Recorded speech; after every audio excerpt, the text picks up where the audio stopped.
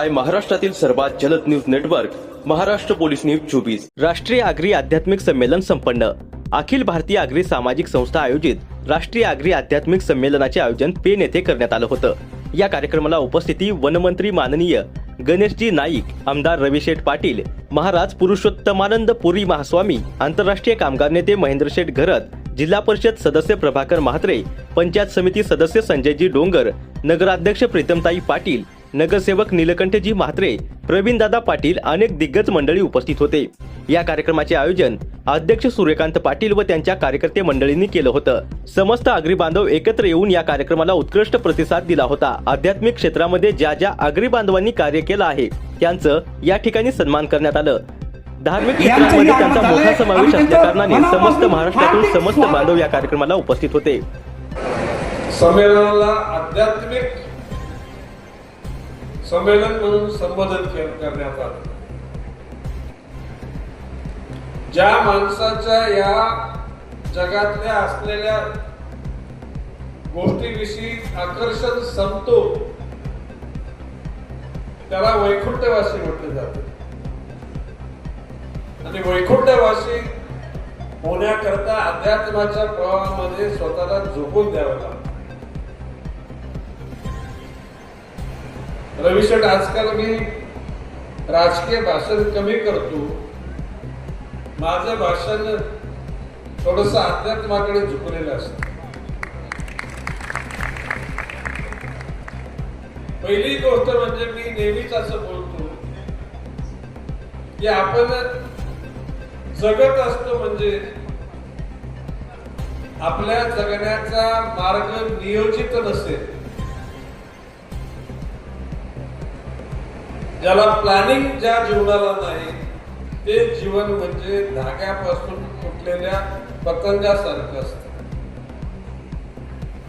म्हणजे पूर्वेकडून वारा आला तर पश्चिमेकडे, पश्चिमेकडून वारा आला तर पूर्वेकडे, उत्तर दक्षिण, वर खाली आणि कुठेतरी चिखलामध्ये, पुढे डोंगराच्या कडेकपारी ती पतंग दौडली जाते। आपण इथं आता मार्गदर्शन करताना बोलले की जर आग्र्यांनी एकी केली तर दोन्ही खासदार आग्र्यांचे निवडून येतील। तर आज आपण राष्ट्रीय आध्यात्मिक संमेलन जिथं आगरी समाजाचं ठेवलेलं आहे, एकूणच आगरी समाजाला राजकारणामध्ये एकत्र करता येईल का, याचा प्रयोग होणार आहे का?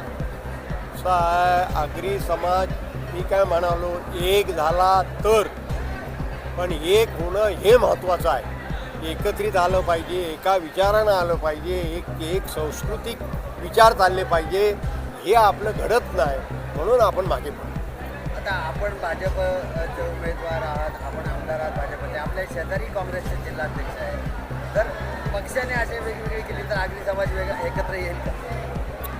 असा आगरी समाज आणि असा काही विचार नाही, परंतु हे जे विचार सगळे जर एक असतील पुढं व्हायचे तर एक होणं गरजेचं आहे, समाजाने एकत्र व्हायला पाहिजे। यासाठी आपण काय पुढाकार घेणार आहे का? पुढाकार आता नेहमीच चालू आहे, एकत्र यावं, एका विचारानं चालावं, समाज एकत्र आला पाहिजे, सर्व लोक एकत्र आले पाहिजेत, हा विचार आहे। सर, काल रात्रीपासून पेट्रोल आणि डिझेलचे दर वाढलेले आहेत आणि केंद्र सरकार एकीकडं कपात करायला सांगत आहे। केंद्र सरकार एकीकडं पेट्रोल आणि डिझेल कमी वापरा सांगते आणि कालपासून जनतेवर बोजा पडला आहे, दर वाढलेले आहेत 3-3 रुपयांनी प्रति लिटर। हे दर फक्त आपल्या भारतातच नाही, जगाच्या प्रत्येक शहरात वाढलेले, प्रत्येक देशात वाढलेले।